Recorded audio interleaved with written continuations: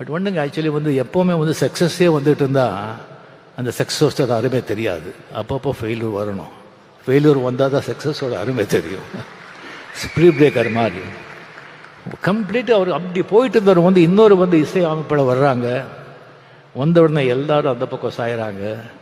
அவருக்கு போய்ட்டு வந்து கோடி கோடியாக சம்பாதிச்ச ப்ரொடியூசர்ஸ், டைரக்டர்ஸ், திஸ்திங் அவங்க எல்லாம் போகிறாங்க, ஆர்டிஸ்ட்டும் போகிறாங்க, இன்க்ளூடிங் ரஜினிகாந்த்.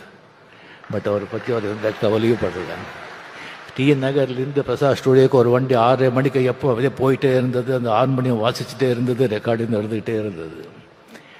அது வந்து திடீர்னு சொல்லி பாஸ்கர் காலமானார். திடீர்னு சொல்லி அவர் உசிரா நேசித்த ஒரு மனைவி ஜீவா அவங்க காலமானார். அதுக்கப்புறம் பவதாரணி ஒரே டாக்டர்னா அவ்வளோ அன்பு, அவ்வளோ பிரியம்.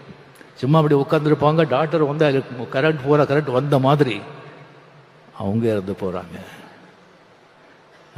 அந்த 6 மணி வாசித்தே இருக்கும், 6:30 மணிக்கு அந்த வண்டி போயிட்டே இருக்கும் பிரசாத் ஸ்டூடியோக்கு. எந்த ஸ்தலமும் இல்லை, எந்த இதுவும் இல்லை. கம்ப்ளீட்லி அவருடைய உலகமே வேற. இங்கே நம்ம உலகத்தில் அவர் இல்லை, இசை உலகத்தில் அவர் இருக்கார். அப்பப்போ இங்கே வந்துட்டு போகிறார், அவ்வளோதான். அதுக்கப்புறம் திடீர்னு பிரசாத் ஸ்டூடியோவில் வந்துட்டு இங்கே நீங்கள் இருக்கக்கூடாது, நீங்கள் காலி பண்ணுங்க அப்படியே சொல்கிறாங்க. அங்கே ரெக்கார்ட் பண்ணணுங்கிறதுக்காக எத்தனை ப்ரொடியூசர்கிட்ட அவர் வந்து சண்டை போட்டிருக்காரு, எத்தனை டைரக்டர்ஸ் எழுந்திருக்காரு.